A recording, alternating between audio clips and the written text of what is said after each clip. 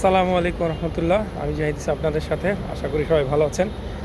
আজকে অফিসে আসার সময় একটা নিউজ দেখলাম, জাগো নিউজ সহ এবং অন্যান্য নিউজ মিডিয়াতে দেখলাম যে একটা প্রস্তাব আসছে সরকারের কাছে, যাতে এনটিআরসির মাধ্যমে যে শিক্ষক নিয়োগটা চলমান আছে বিগত সরকারের সময় থেকে, সেটা যেন বন্ধ করে দেওয়া হয়, ম্যানেজিং কমিটির মাধ্যমে যাতে শিক্ষক নিয়োগ করা হয়। আমি তীব্র প্রতিবাদ জানাচ্ছি এ ধরনের প্রস্তাবের। সরকারের উচিত কোনোভাবে এগুলোতে কর্ণপাত না করা।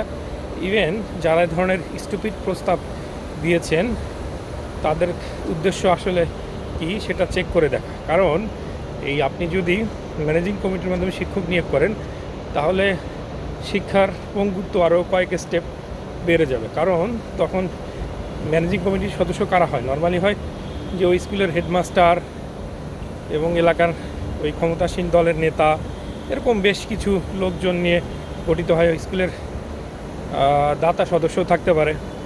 তখন দেখা যায় কি, তারা হিউজ পরিমাণ একটা টাকা নিয়ে অযোগ্য কাউকে নিয়োগ দেন। তখন যোগ্যতার কোনো মাপকাঠি থাকে না। এতে করে শিক্ষার পরিবেশ আরও নষ্ট হয়। অযোগ্য টিচার নিয়োগ পায়, তারা ক্লাসে ঠিকমতো পড়াতে পারে না। এভাবে একটা জাতি আসলে ধ্বংস হয়ে যায়। তাই কোনোভাবেই আমি চাই না যে সরকার এ ধরনের কোনো প্রস্তাবের সাথে অ্যাগ্রি করুক। এটা কখনোই কাম্য নয়।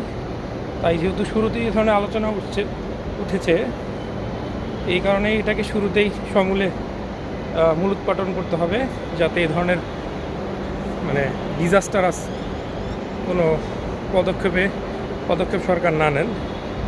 তাই সরকারের প্রতি অনুরোধ থাকবে, এ ধরনের কোনো নেগেটিভ জিনিসকে যাতে সরকার কখনো প্রশ্রয় না দেন।